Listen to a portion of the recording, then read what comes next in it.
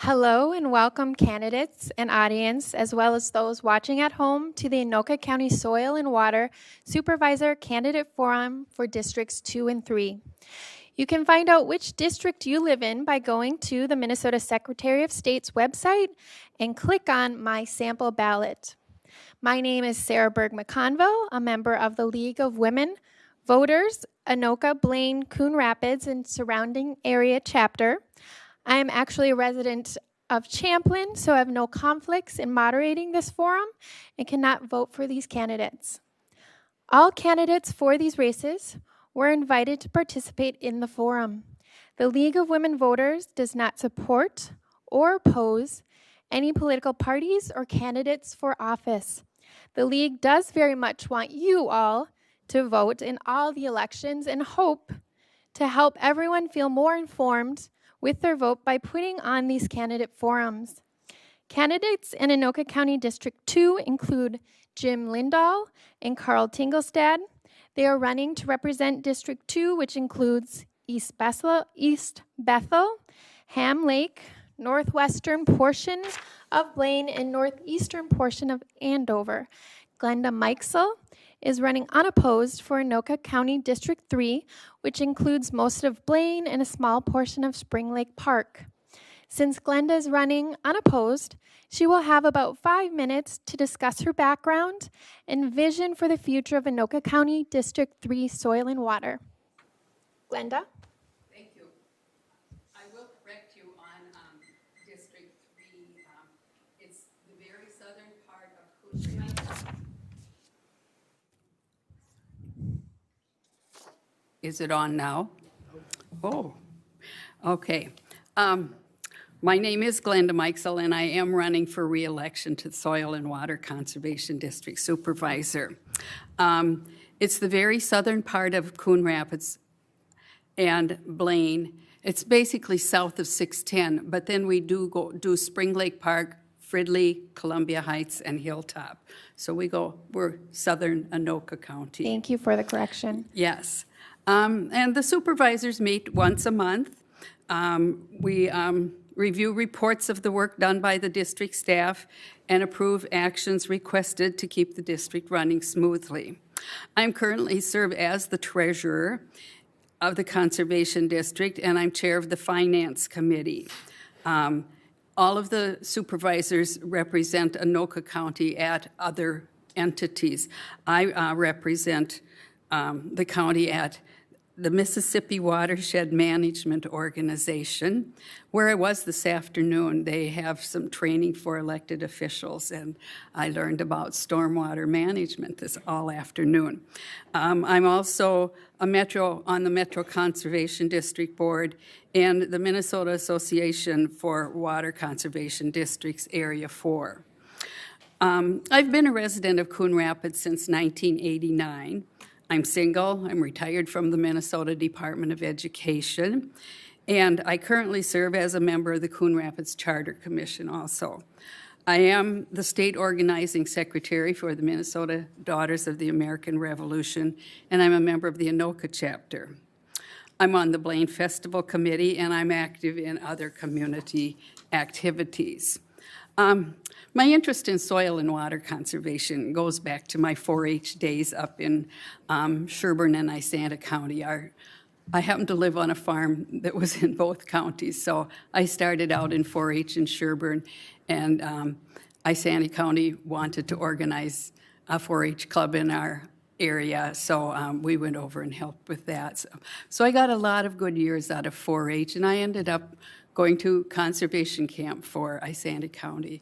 And it's just kind of been there in my blood, and I never really thought about it all the years I was living in the city in a condo and stuff like that. But when the opportunity knocked, I just thought, I'm going to answer this door, and I'm so glad I did.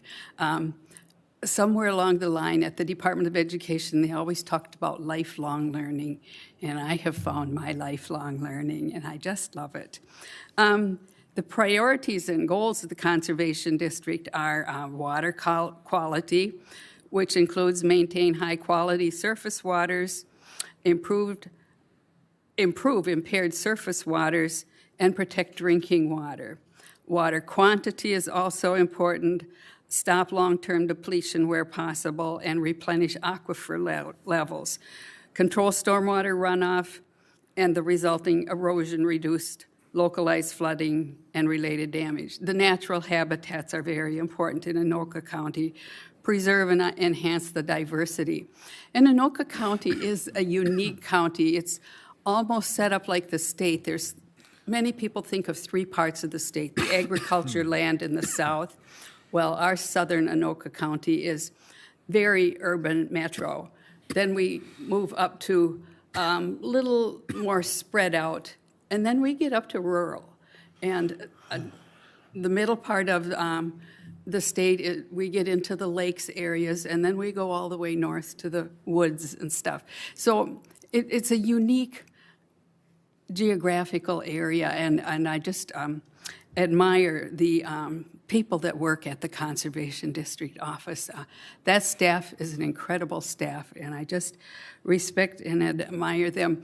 And one of the things that was a relief to me as a supervisor, I don't have to go out and clear out the buckthorn or install the revetments along the riverbank to push back the erosion, or work on the carp management program up in northeastern Anoka County. That wonderful staff does it, and they are such a hardworking crew. I'm impressed with the current work, and I plan to continue to preserve and protect those programs as much as I can. And I've also been able to network my, one of the reasons I ran, I just really wanted to do something about the pollinators, and I've been able to start networking through groups that work with pollinator programs in the county. So I am thrilled. Now, just remember to turn your ballot over. There's no one running against me, but I'd still like you to vote for me. Thank you very much. I'm very proud to serve you. Thank you, Glenda Meixell. Now we'll be moving on for discussion with Jim Lindahl and Karl Tinglestad. Just for a reminder, they're running for Anoka County District 3 for Soil and Water Supervisor. In lieu of opening... District 2, sorry. In lieu of opening statements, we'll begin with 3 questions, which all candidates received in advance of the forum. These will be followed by audience questions and possibly questions via email or online. Candidates will alternate who answers each question first. In 1 minute will be allowed to each candidate to answer each question. Please hold your applause until the end of the forum. First question will go to Jim Lindahl. Describe your background and community involvement in Anoka County. Well, similar to Glenda, I grew up on a farm out in Nisani County. My formative years, I had the opportunity to enjoy pretty much all the natural settings that young kids enjoy. And through that, I also was a participant in the 4-H for 9 years. With that influence, I went on to earn a bachelor's degree in earth science. My wife and I, we decided to build our house here in Andover. 1987, we still reside there. I started a consulting service business in Anoka. It's environmental consulting in 1992, so I've been in existence for 25 years in the city here and work in the area. I've been serving on the Andover Parks Commission since 1989, and I'm currently been a supervisor with the Anoka Soil Conservation District since 2008, acting as the vice chair. Thank you. And Karl Tinglestad, would you like the question repeated? No. And actually, I kind of hate to do this to you, but the description you gave for the district actually was for District 1. District 2 is actually Andover, Central Coon Rapids, and Western Coon Rapids. Thank you. So my community involvement, I served on the board already, 2 terms for 6 years. I've been involved in my local party. I am a vice chair for my local precinct. I've been involved in the YMCA Youth in Government and Model United Nations. I am an alumni of Andover Senior High, 2006, Go Huskies, as well as when I was there, I was on the football team and the speech team. Thank you. Karl, the second question will be going to you. What are your qualifications for serving as Anoka County Soil and Water Supervisor, and why are you seeking office? Well, first off, I've been involved in many natural resources programs. I've been involved with the Cedar Creek Research Program as an intern for a summer. Like I've said already, I have been on the board already for 6 years. 2 years, prior to this. I've been in college for 2 years and worked in the medical industry for 5 years and retail since. And I think it's important for young people to be involved, especially in this kind of thing. The environment is something that we're going to have to see, fixed and made better during our generation, and it's the most important that people my age are the ones that get involved and the ones that try and do something about this. And the last thing I want to say is the Anoka sand plane is the main recharge for the metro. So that is one of the most important things too. Okay, thank you. Jim, same question to you. Would you like me to repeat that? Sure. What are your qualifications for serving at Anoka County Soil and Water Supervisor, and why are you seeking office? I fully believe in conservation as demonstrated by my life path. I think my 25 years as an environmental consultant has provided me with pretty diverse opportunities and understanding of many things, including the how to properly interpret and apply regulatory statutes, how to design and schedule complicated projects with multiple contractors involved, and how to handle and plan projects in terms of a budget standpoint. My business and community history has also allowed me to establish many local and city and business ties as far as relationships, which is also helpful in achieving some of the goals within the district because we work with a lot of other groups in the county. Okay, thank you. Jim, this third question is then to you.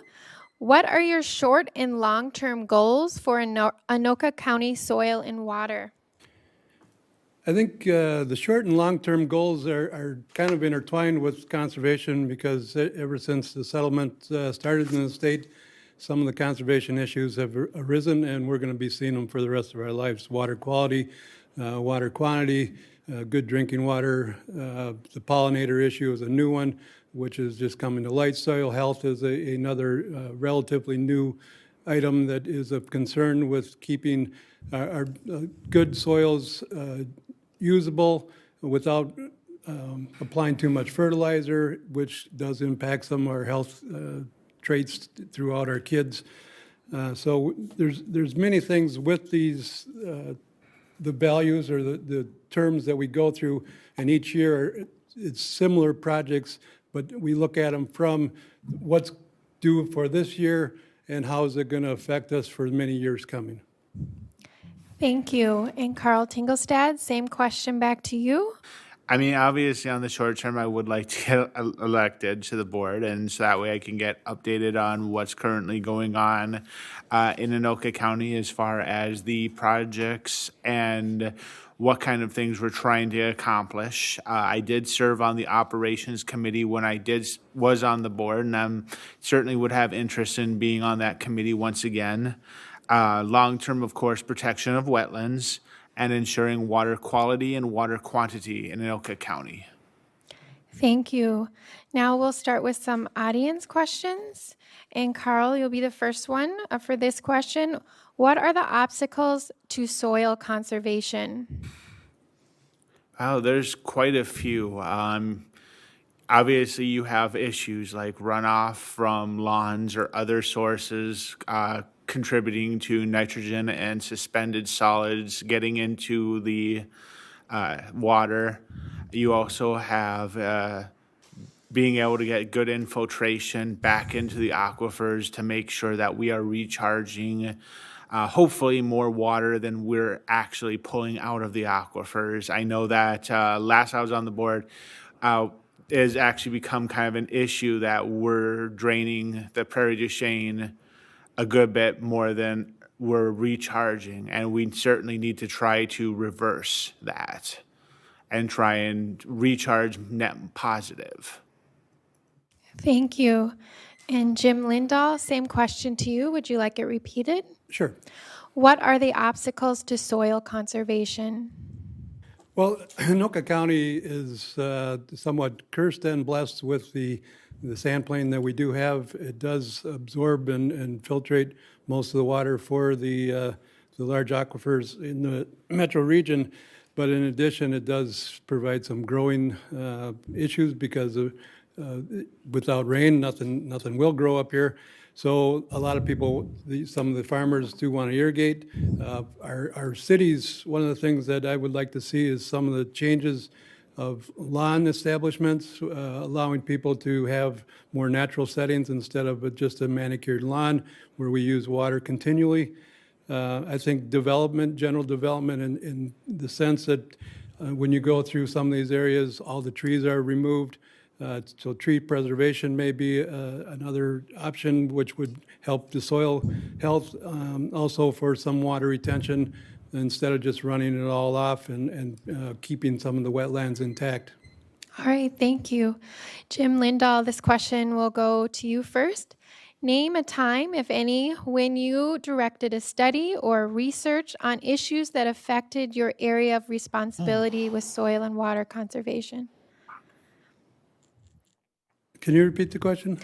Name a time when you directed a study or researched an issue that affected your area of responsibility. Well, one of the big projects that we worked on when I was first elected was the metro groundwater studies, where we were doing research for, or trying to establish the studies for, I'm trying to remember the term, watershed, for doing small watershed infiltration and for built environments was the big thing for the cities. So that was probably the one thing that was early on in my time with the board, and it was a very successful project. We did secure funding for it, and it turned out to be, it's been ongoing throughout the metro area now. Okay, thank you. Karl Tinglestad, same question to you. Do you want me to repeat it? Yes, please. Yeah. Name a time when you directed a study or researched an issue that affected or that would affect your area of responsibility if elected. Well, certainly one example that comes to mind was the Rum River cleanup that we did, where we did a study along the Rum, finding areas that we could work on, whether it be slowing the water down or preventing erosion. There was quite a few projects, I believe, that we did end up finding. I'm sure there might even be a couple that are still being worked on, or maybe, it just finished, not too long ago. But anyway, yeah, I guess that would be my answer, Rum River. Okay, thank you. And then Karl Tinglestad, you'll have this question. What are two objectives of soil conservation? Well, certainly, as I've said before, water quality, water quantity. And then I guess my other answer for the second part of that, or for the second thing of that, would be making sure that we can reduce erosion. Water quality can be improved with things such as the Rain Guardian that the office developed in-house. Water quality can be obtained as well by having more infiltration mediums out there to allow more water to get down into the aquifers. And then erosion can be dealt with by putting barriers along there, whether it be like grass or slowing the river down to prevent the water from eroding away the banks. A particular example on that was the bank over in Anoka by the bridge, Round Lake Boulevard, I believe. Okay, thank you. And Jim Lindahl, same question to you. Please repeat. Sure. What are two objectives of soil conservation? Boulevard. All right. I would agree with Karl. Water quality is probably one of our biggest things right now, along with the quantity of good drinking water for our future. There's several ways to go about that with stormwater filtrations. Aquifer protection can be done, like I stated earlier, with changing how we look at lawn developments and housing as far as what the requirements are for establishing lawns. Water retention, trying to keep some of the water in place on the ground. The other primary thing that we're hearing more about right now are the pollinators and their importance with even crops, our daily lives for food production, the importance that they have in the decimation that they've experienced through the neonicotinoids. Okay, thank you, Jim. You're going to have the start for the next question. How can conservation districts reduce flooding? Well, the primary things we look at, and this was, as I did state earlier, the study that I helped on was the subwatershed assessments, which we'd go into built environments. Many of the neighborhoods in several cities, all the way from Fridley up to probably the north end of Coon Rapids and Anoka, were built significantly earlier than stormwater. When stormwater was an issue, everybody just wanted to get rid of it. Now we want to retain some of this water on the land and try and get it filtrated back into our water system for future use. So that would be one of the important issues. Okay, thank you. And Karl Tinglestad, same question to you. Can it be repeated quickly? Sure, no problem. How can conservation districts reduce flooding? I believe one of the best mechanisms for reducing flooding would be rain gardens, frankly. It allows the water to get in there and infiltrate and can reduce the burden on the stormwater system. If we can have more rain gardens strategically placed, we can reduce the burden on the stormwater system to allow for there to be less flooding that actually does occur. And then it also allows for a great way as well to get that water quantity by allowing for more infiltration back into the aquifers. Okay, thank you. Karl, this question is to you first. Waterways are connected. How do you propose to work with all of the other counties statewide and neighboring states? Oh, there's plenty of ways actually that the Conservation District already has been doing that. When I've been on the board, we work very closely with our neighboring soil and water districts as well as our watersheds in our area, Upper Mississippi, Lower Mississippi, Upper Rum, Lower Rum. We're very much involved with them. We meet, we get regular communication with them on projects. We meet with fellow soil and water districts through our association meeting in December. And through that, there's communication that basically can go state to state through the National Convention for Soil and Water Districts. So I believe we already do have very good measures of allowing for communication and things to happen between not only districts, but states as well. Okay, thank you. And same question to you, Jim Lindahl. Would you like it repeated? Repeat. Sure. Waterways are connected. How do you propose to work with all of the other counties statewide and neighboring states? Well, one of the things that we have to observe is watersheds they don't observe county or state boundaries. They are very diverse. They go where they want. We outline these watershed by areas or names, and with that, we've got the Coon Creek watershed, the Rum River watershed, upper, lower. So we work with all these groups as the kind of the go-between for many projects and funding. One of the recent programs that we've been working with between Mille Lacs, Kanabec, Aiken, Isani and Anoka is the Rum River RAP program, which has done the assessment all the way from Lake Mille Lacs down to Anoka and how to look at improvements for the Rum River.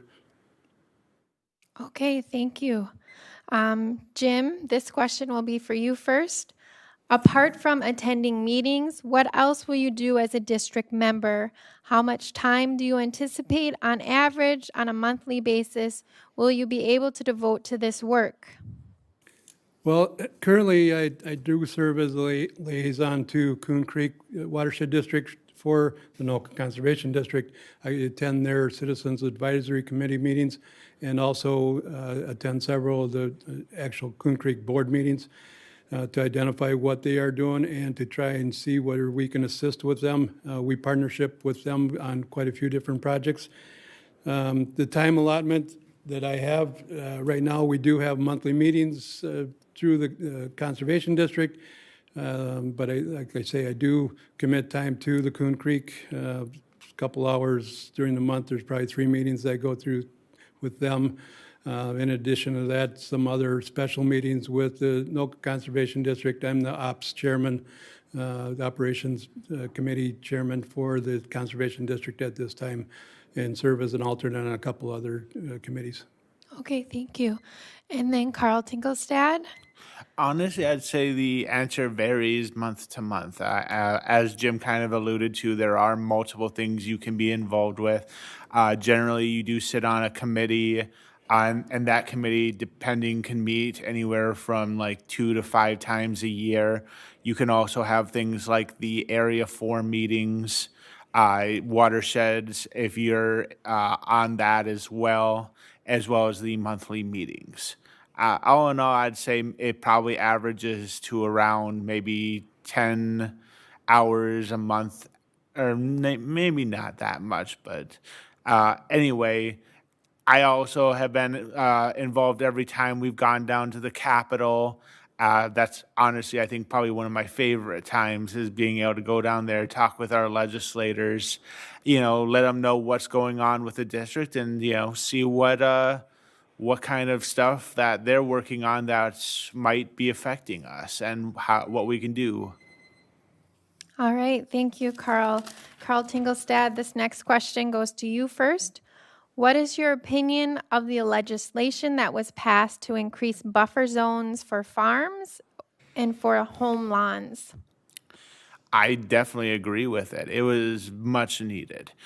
We definitely need to have those buffers to allow for a lot of the nitrates and phosphates from like farming and just lawn care to be absorbed and not end up into the water system. Certainly one example from a picture I saw was where the Mississippi River meets the Minnesota River, and you can tell the difference between the two. The Mississippi going, being nice and clear and going, through suburban metro areas, and then the Minnesota River going through largely agricultural areas. Okay, thank you. And then Jim Lindahl, same question. Would you like it repeated? No, I think I'm fine with this. The buffer zone, I do feel strongly that it was favorable for most these situations. There are some areas where it may be a burden to landowners, but I do feel that the public ditches are the property and the liability of all the state. Private ditches are another thing where we try and influence, but it is controlled strictly by the landowners. One of the things that we'd like to see and like to try and establish is relationships with these landowners to provide education and alternative methods so they can provide or get a better understanding for what the importance of buffers are and how to possibly do alternate farming practices or other alternate land uses to protect those areas. Thank you, Jim Lindahl. This next question goes to you first. How can conservation districts have an impact on problems associated with climate change? Well, we are pretty restricted because we're only a county agency. There are things with climate change that do affect us as a county, though, one of the big things is the flooding control that we do have control on by doing water evaluations as far as the sub-watershed assessments, the watershed evaluations. We can see where the needs are for retention ponds, possibly rain gardens, maybe diversion of some sort to eliminate flash flooding for certain areas when we have these rains. We've been getting rains, the 100 or 500-year rain events about every 5 years in some locations, so they're not so much a 500-year event anymore. It is becoming more prevalent. Thank you, Jim. And same question to you, Karl Tinglestad. I definitely agree with Jim that as a conservation district, our scope is definitely very limited, as well as what effect we can have on it. I definitely do believe, though, the tree sale is a big help, getting more people to plant trees, as well as other kinds of things that we can get, like more habitat out there for like the pollinators, just any kind of greenery that we can, help influence to add to in people's yards or in the environment will help absorb that carbon to help reduce. All right, thank you. And then just a fun question for anyone watching. Karl, what do you like to do outside of work? What are your hobbies? I am a gamer, wholeheartedly PC gamer. That and I do enjoy the outdoors. When I was a child, we would go camping out in the Boundary Water Canoe area every year, and I still do enjoy being able to go out into the outdoors. Thank you. And Jim, same question to you. All right. I do enjoy hunting, fishing, camping, and I enjoy golf in the metro area here and also outstate. But with my hunting, I am a ongoing member for both Pheasants Forever and the Deer Hunters Association Rum River chapter. So I do believe strongly in conservation, not only through the action of the conservation district, but as a personal lifestyle. Great, thank you. And now we'll do the closing remarks. We'll start with Jim. Jim, you have 1 minute. All right. As I identified earlier, I do feel that the combination of my general life experience, including my education background, my work experience, how business units run, government units. I've been with the Andover City for many years. There's a lot of interrelationships between government units and opportunities, and I think my experience does help to establish these connections and to present better opportunities for the Anoka Conservation District. Well, first off, I would definitely say the people of Andover and Coon Rapids are blessed to have two candidates who there is no bad vote. Both of us have experience, both of us know what we're doing, and both of us would be great to have back on the board. That being said, I have worked here and lived here my entire life. I'm familiar with the issues, and I can hit the ground running. And I would like to thank the League of Women Voters for hosting the forum today and having that opportunity to speak directly to the voters. And on November 6th, I would hope that you would vote for Karl Tinglestad. Thank you. Thank you. League of Women Voters thanks all the candidates here today for speaking to voters about issues and for running for Anoka County Soil and Water Supervisor. Thank you to audience members for listening and participating with good questions. Our democracy depends on citizen involvement. If you are interested in League, please check out lwv.mn.abc.org. Men, women, and young adults over the age of 16 are welcome and encouraged to join. Remember, the general election is Tuesday, November 6th. You can vote at your city offices starting September 21st through November 5th, or in person at your precinct polling place November 6th. You can find information on voting options or check the precinct finder for your polling place on the Minnesota Secretary of State's website. Your voice is your vote. Please vote. Have a great night, and let's give the candidates a round of applause.